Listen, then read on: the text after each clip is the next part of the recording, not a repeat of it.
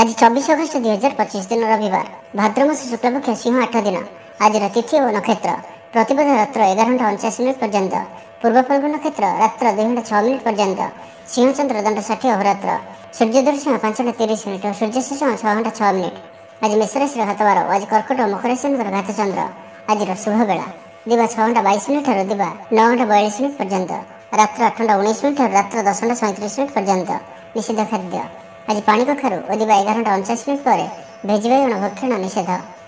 तो मेष ठारू आरंभ कर मीन राशि व्यक्ति कौन कही थाए आज आपंकर राशि कौन कही थाए आज आपंकर ग्रह नक्षत्र और आज आपको एपरी केउं उपाय करने आवश्यक जहाँफल आज आपंकर दिनटी अत्यंत शुभ सब्यस्त हो। यही क्रम में सबुठ प्रथम आसतु जाना मेष राशि विषय ग्रह को बंधुआगमन हो धार्मिक यात्रा जोगबन अच्छी कौन से धर्मस्थान को यात्रा करेंगे संपूर्ण दिनटी हसखुशी कटो महिला मैंने गृह निपुण रहे सुस्वादु भोजन प्रस्तुत करेंगे व्यापार वृद्धि लगी यात्रा करने को पड़पे महिला परिश्रम बल पर सफलता मिल आज आप अधिकतर कम संपूर्ण हो आपण बंधुबांधव ठार आर्थिक साहाय्य मिल जीवन साथी सहित कौन विषय पर आलोचना करेंगे दिनटी आप लगी अनुकूल व्यक्तित्वर विकास हो चाकरी संबंधित मनोकामना पूरण हो व्यवसाय सामान्य परिवर्तन यथेष्ट लाभ प्राप्त करेंगे दाम्पत्य संबंध मधुर हो चाकरी वृत्ति में उन्नति हो आपण धन संबंधी मामलार समाधान हो कौन निर्माण कार्य लगी योजना प्रस्तुत करेंगे छात्रों क्यारियर नुआ मोड़ आसपे और शुभ सब्यस्त हो विद्यार्थी मैंने पाठपढ़ा मनोनियोग करेंगे स्वास्थ्यगत सचेतनतार आवश्यकता ना स्वास्थ्य भल ही आर्थिक दिगटी बहुत बढ़िया कौन एक नुआ कार्यर आरंभ हो कौन दीर्घ दिन इच्छा चरितार्थ हो व्यापारी मानू अधिक अधिक लाभ देखा मिल सुखाद्य भोजन अवसर प्राप्त करेंगे कौन गोटे कार्य जहाँ आप चिंतार कारण थिला से निस्तार पाइबे बंधु मान गहन में समय काटे घरे कम और बाहर अधिक समय कटिपे धार्मिक यात्रा मान जोगबन अच्छी कौन एक कार्य जहाँ बहुत दिन अटकी रही है पुनः आरंभ हो पूर्व सूचना मुताबक प्रत्येक कार्य को सुचारू रूप संपादन करेंगे भाग्यर सहयोग आज आपको प्रत्येक कार्य सफलता प्रदान कर बंधु सहयोग प्राप्त करेंगे पड़ोशी मान संपर्क में सुधार आसो दाम्पत्य जीवन मधुरता भर रहा मध्य मतमतांतर दूर हो और स्नेह वृद्धि हो। तो आज दिन टी आप शुभमय करने आज आप किसी अट्टा और किसी चीनी कौन गचर मूल पकई दे आसतु एवं आज आप कौन छोट पिला मारामारी करूँ ना यह आप शुभ सब्यस्त हो। वृष राशि विषय जाना दिन टी आप लगे उत्तम ररिष्ठ अधिकारी आपण प्रसन्न रहे कलाकार रचनात्मक कार्य प्रशंसा मिल स्वभाव शांत और व्यवहार मिष्ट रम कम सब लोग खुशी रहे नुआ व्यवसाय निवेश करपारती नुआ व्यापार लगी यात्रा लाभप्रद जमी लगी रही बद समाप्त हो गृह में पूजा पर्वण माहौल रह को बंधुआगमन हो धार्मिक यात्रा जोगबन अच्छी कौन धर्मस्थान को यात्रा करेंगे संपूर्ण दिन हसखुशी कटो महिला मैंने गृह निपुण रहे सुस्वादु भोजन प्रस्तुत करेंगे दिनटी आप लगे अनुकूल अटे आग को बढ़िया दिनटी निजक परिवर्तन कर दिनटी आज आप भविष्य को कौन से निर्णय नहीं पारती आपंकर प्रतिष्ठा बढ़ और उपहार मिल पाए सीनियर्स को सहयोग आपंकर कौन आशा पूरण हो भू संपत्ति किणवाई दिनटी भल व्यवसायी मान आग को बढ़ा लगी नुआ दिग प्राप्त हो ऑफिस रे आपन काम प्रशंसा हो सामाजिक कार्य सहभागिता कर सुजोग प्राप्त हो अटक रही अर्थ मिलवा हेतु आर्थिक स्थिति सुधर कला और संगीत क्षेत्र में व्यक्ति लगी दिनटी अत्यंत शुभ रही स्वास्थ्यगत सचेतनतार आवश्यकता ना स्वास्थ्य भल ही आर्थिक दिगटी मजबूत हो विद्यार्थी मान लगे दिनटी अनुकूल ही धार्मिक स्वभाव वृद्धि घटो धार्मिक यात्रा जोगबन अच्छी मन निर्मल और पवित्र स्वभाव संपन्न संपूर्ण दिनटी मन में प्रसन्नता प्रत्येक कार्य को धीर स्थिर और गंभीर हो सठिक रूप से संपादन करेंगे अधिक अधिक लोकंर प्रियभाजन हे किसी नुआ मित्र हो पारती और कौन पुराणा मित्रों सह भेट आपण मन को खुशी भरीदेव। तो आज दिन टी आप शुभमय करने आज आप गोटे लवंग कौन गोटे गचर मूल रखिदे आसतु एवं आज आप कौन कथा को बढ़ाई चढ़ाई कहतु ना यह आपण शुभ सब्यस्त हो।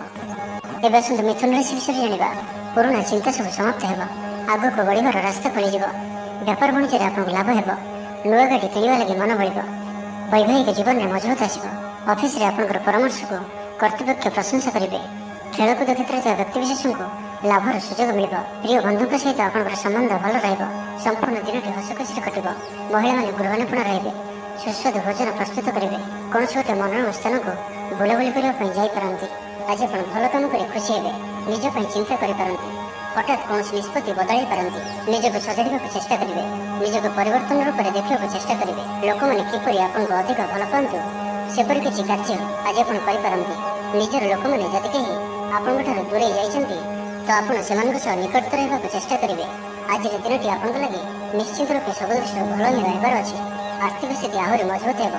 ମାନସିକ ଓ ଶାରୀରିକ ଦୃଷ୍ଟିରୁ ସୁସ୍ଥ ଅନୁଭବ କରିବେ। କାର୍ଯ୍ୟକ୍ଷେତ୍ରରେ ଅନ୍ୟମାନଙ୍କ ସହ ତାଳମେଳ ବହୁତ ବଢ଼ିଆ ରହିବ। ବ୍ୟକ୍ତିଗତ ଜୀବନରେ ଆନନ୍ଦ ଓ ଶାନ୍ତି ପ୍ରାପ୍ତ ହେବ। ଅନେକ ଦିନରୁ ଯଦି ମାନସିକ ଅଶାନ୍ତି କିଛି ଚାଲୁଥିଲା ତ ତାହାର ସମାଧାନର ରାସ୍ତାଟିଏ ଖୋଲିପାରେ। ବ୍ୟବସାୟରେ ପ୍ରଚୁର ଲାଭ ପାଇବେ। ଚାକିରି ଖୋଜୁଥିବା ବ୍ୟକ୍ତିଙ୍କୁ ଶୁଭଖବର ପ୍ରାପ୍ତ ହେବ। ଆଜି ଆପଣଙ୍କର ସବୁ କାର୍ଯ୍ୟ ସହଜରେ ପୂରଣ ହେବ। ସମାଜରେ ଆପଣଙ୍କର ସ୍ଥିତି ଭଲ ରହିବ। ଯଶ ଓ ଖ୍ୟାତିର ବୃଦ୍ଧି ଘଟିବ। ପୁରୁଣା ବନ୍ଧୁଙ୍କ ସହିତ ସାକ୍ଷାତ ଆଲୋଚନା ହେବ। ଧନଲାଭର ନୂଆ ରାସ୍ତା ଖୋଲିବ। ପରିବାରର ସଦସ୍ୟଙ୍କଠାରୁ କୌଣସି ନୂଆ ଉପହାର ପ୍ରାପ୍ତ ହେବ। ବିଦ୍ୟାର୍ଥୀ ପାଠପଢ଼ା ପ୍ରତି ମନୋନିଯୋଗ କରିବେ। ଧର୍ମକର୍ମ ପ୍ରତି ମନ ବଳିବ। ସାତ୍ତ୍ୱିକ ସ୍ୱଭାବରେ ବୃଦ୍ଧି ଘଟିବ। ସ୍ୱାସ୍ଥ୍ୟଗତ ସଚେତନତାର ଆବଶ୍ୟକତା ନାହିଁ। ସ୍ୱାସ୍ଥ୍ୟ ଭଲ ହିଁ ରହିବ। ତ ଆଜିର ଦିନଟିକୁ ଆପଣ ଶୁଭମୟ କରିବା ପାଇଁ ଆଜି ଆପଣ କାହାକୁ କିଛି ଫଳ ଦାନ କରନ୍ତୁ।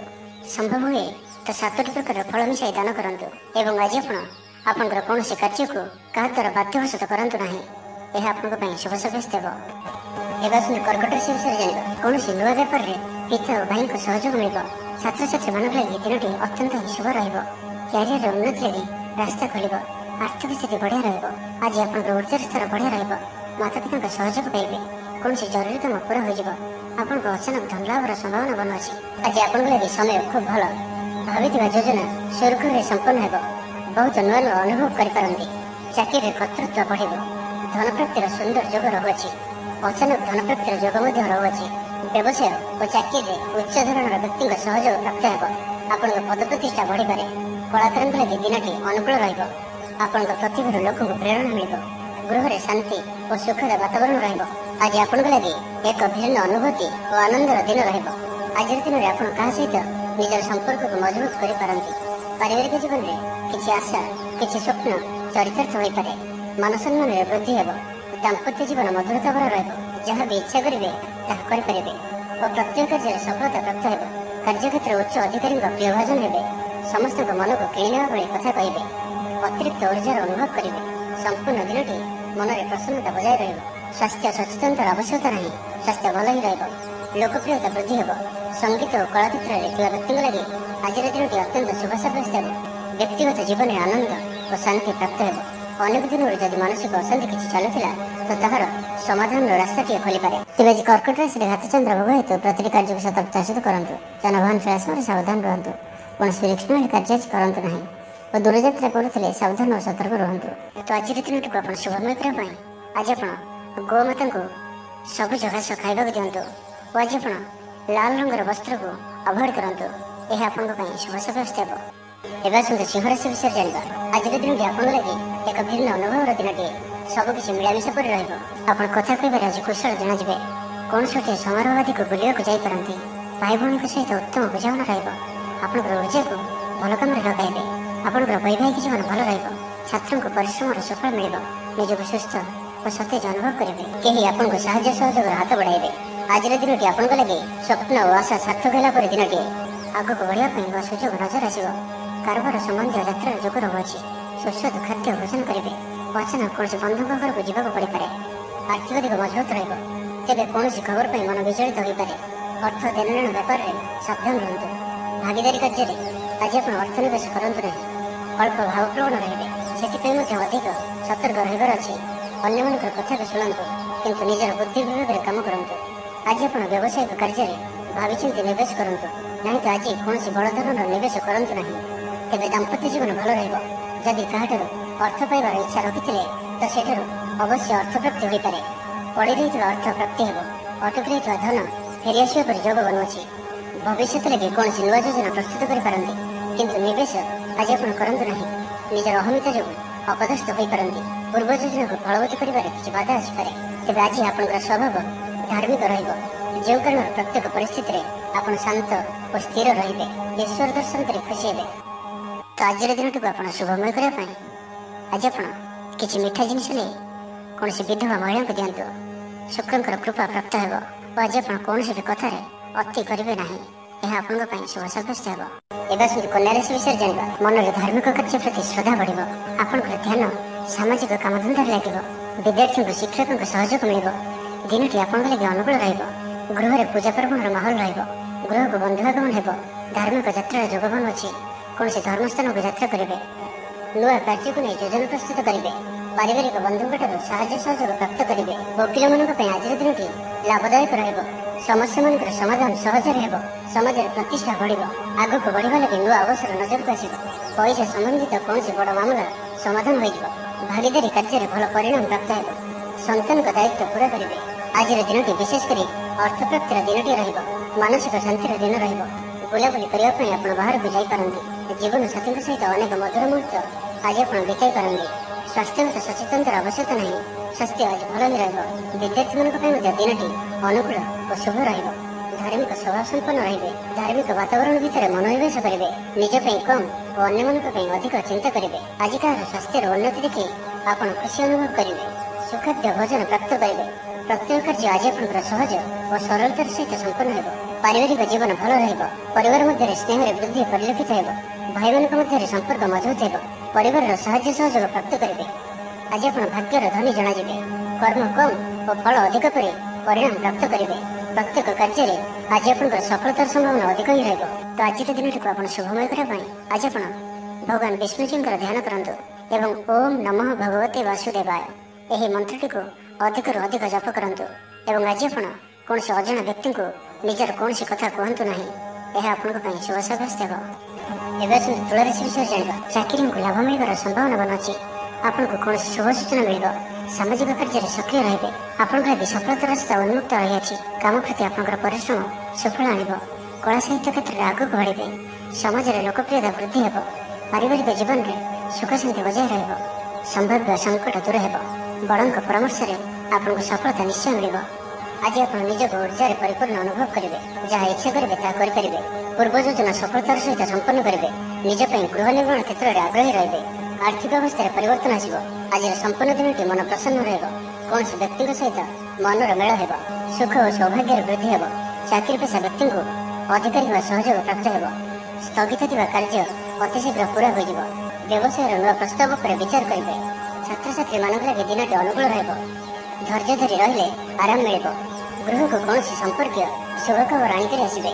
ତେବେ ସାମାଜିକ କ୍ଷେତ୍ରରେ କାର୍ଯ୍ୟ କରୁଥିବା ବ୍ୟକ୍ତିମାନେ ଅନ୍ୟମାନଙ୍କ ସହ କଥା ହେବା ସମୟରେ ସଠିକ୍ ଶବ୍ଦ ଚୟନ କରନ୍ତୁ, ନାହିଁ ତ କିଛି ସମସ୍ୟାରେ ପଡ଼ିପାରନ୍ତି। କାରଣ ଆପଣ ଅଯଥାରେ କାହା ସହିତ ବି ଶତ୍ରୁତା ପରି ଆଚରଣ କରିପାରନ୍ତି। ଯେଉଁଥିପାଇଁ କଥାବାର୍ତ୍ତା ସମୟରେ ସାବଧାନ ରହିବେ। ଆପଣଙ୍କର ବିରୁଦ୍ଧ ଆଚରଣ କରିପାରନ୍ତି। ତେବେ ଆପଣ କାହା କଥାରେ ନ ଯାଇ କିମ୍ବା କାହାର ଖରାପ କଥାକୁ ଗୁରୁତ୍ୱ ନ ଦେଇ ଧୈର୍ଯ୍ୟର ସହିତ ସମୟକୁ ଯିବାକୁ ଦିଅନ୍ତୁ ଓ ନିଜ ଉପରେ ବାକ୍ ସଂଯମର ଆଚରଣ କରନ୍ତୁ। କ୍ରୋଧ ଉପରେ ନିୟନ୍ତ୍ରଣ ରଖନ୍ତୁ। ବାକି ପ୍ରତ୍ୟେକ କ୍ଷେତ୍ରରେ ଆପଣଙ୍କ ପାଇଁ ଆଜିର ଦିନଟି ଅତ୍ୟନ୍ତ ହିଁ ଶୁଭ ରହିବାର ଅଛି। ସ୍ୱାସ୍ଥ୍ୟ ଭଲ ରହିବ। ଧନର ଅଭାବ ବୋଧ ହେବ ନାହିଁ। ଧାର୍ମିକ ସ୍ୱଭାବର ରହିବେ। ଧାର୍ମିକ ଯାତ୍ରାର ବି ଯୋଗ ରହୁଛି। ସ୍ୱାସ୍ଥ୍ୟ ସଚେତନତାର ଆବଶ୍ୟକତା ନାହିଁ। ସ୍ୱାସ୍ଥ୍ୟ ଭଲ ହିଁ ରହିବ। ତ ଆଜିର ଦିନଟିକୁ ଆପଣ ଶୁଭମୟ କରିବା ପାଇଁ ଆଜି ଆପଣ କିଛି କଳା ରାଶି କୌଣସି ଗୋଶାଳାରେ ଦାନ କରନ୍ତୁ। କିମ୍ବା ଯଦି ପାଖରେ କୌଣସି ଗୋଶାଳା ନଥାଏ ତ କୌଣସି ବି ସ୍ଥାନରେ ଦାନ କରିପାରିବେ। ଓ ଆଜି ଆପଣ କାହାରିକୁ ଉଦ୍ଧାର ଦିଅନ୍ତୁ ନାହିଁ। ଏବେ ଆସନ୍ତୁ ବିଛା ରାଶି ବିଷୟରେ ଜାଣିବା। ଦିନଟି ଆପଣଙ୍କ ଲାଗି ସବୁ ଦୃଷ୍ଟିରୁ ଭଲ। କୌଣସି ସୁଯୋଗ ମିଳିବା ହେତୁ ଧନ ଲାଭ ହେବ। ଅଫିସରେ କୌଣସି ସିନିୟର୍ସଙ୍କ ସହଯୋଗରେ ସ୍ଥଗିତ ଥିବା କାମ ପୁରା ହୋଇଯିବ। ଗୃହକୁ ବନ୍ଧୁଆଗମନ ହେବ। ଧାର୍ମିକ ଯାତ୍ରାର ଯୋଗବାନ ଅଛି। କୌଣସି ଧର୍ମସ୍ଥାନକୁ ଯାତ୍ରା କରିବେ। ଆପଣଙ୍କ ପାଇଁ ଆଜିର ଦିନଟି ଏକ ଭିନ୍ନ ଅନୁଭବ ଓ ଏକ ଭିନ୍ନ ଅନୁଭୂତିର ଦିନ ରହିବ। ଯାହାକି ନିଜ ଜୀବନସାଥୀଙ୍କ ସହ ଥିବା ମତଭେଦ, ମତଦ୍ୱନ୍ଦ୍ୱ, ମତମତାନ୍ତର, କଳି ଝଗଡ଼ା ଆଦି ସବୁ ଦୂରେଇ ଯିବ। ଅନ୍ୟ ପ୍ରତି ଭଲ ପାଇବାରେ ବୃଦ୍ଧି ହେବ। ଭାଙ୍ଗି ଯାଇଥିବା ସମ୍ପର୍କ ଯୋଡ଼ି ହେବ। ପାରିବାରିକ ଜୀବନରେ ସୁଖ ଶାନ୍ତିର ବୃଦ୍ଧି ଦେଖିବାକୁ ମିଳିବ। ଆଜି ବ୍ୟୟର ପରିମାଣ କମିବ। କିଛି ଶୁଭ ଖବର ପ୍ରାପ୍ତ କରିବେ। ଭାଇ ଭଉଣୀଙ୍କ ମଧ୍ୟରେ ଥିବା ସମ୍ପର୍କ ବୃଦ୍ଧି ପାଇବ। ବ୍ୟକ୍ତିଗତ ଜୀବନରେ ଆନନ୍ଦ ଓ ଶାନ୍ତି ପ୍ରାପ୍ତ ହେବ। ଅନେକ ଦିନରୁ ଯଦି ମାନସିକ ଅଶାନ୍ତି କିଛି ଚାଲୁଥିଲା ତ ତାହାର ସମାଧାନର ରାସ୍ତାଟିଏ ଖୋଲିପାରେ। କର୍ମଜୀବନରେ ରାସ୍ତା ଉନ୍ମୁକ୍ତ ହେବ। କେହି ଆପଣଙ୍କୁ ସାହାଯ୍ୟ ସହଯୋଗର ହାତ ବଢ଼ାଇବେ। ଆଜିର ଦିନଟି ଆପଣଙ୍କ ଲାଗି ସ୍ୱପ୍ନ ଓ ଆଶା ସାର୍ଥକ ହେଲା ପରେ ଦିନଟିଏ। ସୁଖ ଓ ସୌଭାଗ୍ୟର ବୃଦ୍ଧି ହେବ। ଚାକିରି ପେଶା ବ୍ୟକ୍ତିଙ୍କୁ ଅଧିକାରୀଙ୍କ ସହଯୋଗ ପ୍ରାପ୍ତ ହେବ। ସ୍ଥଗିତ ଥିବା କାର୍ଯ୍ୟ ଅତିଶୀଘ୍ର ପୂରା ହୋଇଯିବ। ସଙ୍ଗୀତ ଶୁଣିବାକୁ ମନରେ ଆଗ୍ରହ ବଢ଼ିବ। ଜୀବନସାଥୀଙ୍କର ବ୍ୟବହାର ପ୍ରେମଭରା ରହିବ। ଛାତ୍ରଛାତ୍ରୀମାନଙ୍କ ଲାଗି ଦିନଟି ଅତ୍ୟନ୍ତ ଶୁଭ ରହିବ। ସ୍ୱାସ୍ଥ୍ୟଗତ ସଚେତନତାର ଆବଶ୍ୟକତା ନାହିଁ। ସ୍ୱାସ୍ଥ୍ୟ ଭଲ ହିଁ ରହିବ। ପୂର୍ବ ଯୋଜନା ମୁତାବକ ପ୍ରତ୍ୟେକ କାର୍ଯ୍ୟକୁ ସଫଳତାର ସହିତ ସମ୍ପନ୍ନ କରିପାରିବେ। ଆର୍ଥିକ ସ୍ଥିତି ଭଲ ରହିବ। ଧାର୍ମିକ ଯାତ୍ରା କରିପାରନ୍ତି। ମନ ଈଶ୍ୱର ଅଭିମୁଖୀ ହେବ। ଆଜି ସଙ୍ଗୀତ ଶୁଣିବାକୁ ମନରେ ଆଗ୍ରହ ବଢ଼ିବ। କଳା ଓ ସଙ୍ଗୀତ କ୍ଷେତ୍ରରେ ଥିବା ବ୍ୟକ୍ତିଙ୍କ ଲାଗି ଦିନଟି ଅତ୍ୟନ୍ତ ହିଁ ଶୁଭ ସାବ୍ୟସ୍ତ ହେବ। ଜୀବନରେ ସକାରାତ୍ମକ ପରିବର୍ତ୍ତନ ଆସିବ। ଉନ୍ନତି ପାଇଁ ଭିନ୍ନ ଭିନ୍ନ ରାସ୍ତା ସାମ୍ନାକୁ ଆସିବ। ଚାକିରିଙ୍କୁ କାମଧନ୍ଦାରେ ଲାଭ ମିଳିବ। ଛାତ୍ରଛାତ୍ରୀଙ୍କ ଲାଗି ଦିନଟି ବଢ଼ିଆ ରହିବ। ତ ଆଜିର ଦିନଟିକୁ ଆପଣ ଶୁଭମୟ କରିବା ପାଇଁ ଆଜି ଆପଣ କୌଣସି ଆବଶ୍ୟକତା ଥିବା ବ୍ୟକ୍ତିକୁ ଔଷଧର ଦାନ କରନ୍ତୁ ଏବଂ ଆଜି ଆପଣ କାହା ସହିତ ଝଗଡ଼ା କରନ୍ତୁ ନାହିଁ। ଏହା ଆପଣଙ୍କ ପାଇଁ ଶୁଭ ସାବ୍ୟସ୍ତ ହେବ। ଏବେ ଆସନ୍ତୁ ଧନରାଶି ବିଷୟରେ ଜାଣିବା। ବ୍ୟବସାୟିକ କାମରେ ଦୂରଯାତ୍ରାକୁ ଯିବେ। ଆଜି ଅଯଥା ଖର୍ଚ୍ଚରେ ବୃଦ୍ଧି ଦେଖିବାକୁ ମିଳିବ, ତ ଭାବିଚିନ୍ତି ଖର୍ଚ୍ଚ କରନ୍ତୁ। ସାମାନ୍ୟ ଆଳସ୍ୟ ଅନୁଭବ କରିପାରନ୍ତି। ଅର୍ଥାଭାବର ଆଭାସ ମିଳିବ। ମାନ ସମ୍ମାନ ଉପରେ ଆଞ୍ଚ ଆସିପାରେ। ସେଥିପାଇଁ ଆପଣ ଖରାପ ମିତ୍ର ଓ କୁସଙ୍ଗଠାରୁ ଆଜି ସମ୍ପୂର୍ଣ୍ଣ ଭାବରେ ଦୂରେଇ ରୁହନ୍ତୁ, ନାହିଁ ତ ସମସ୍ୟା ବଢ଼ିପାରେ। ମନ ମୁତାବକ କାର୍ଯ୍ୟ କରିବାରେ କିଛି ବାଧା ଆସିପାରେ। ଶାରୀରିକ ସଚେତନତାର ଆବଶ୍ୟକତା ରହିଛି, କାରଣ କିଛି ଛୋଟମୋଟ ଶାରୀରିକ ସମସ୍ୟା ଦେଖାଦେଇପାରେ।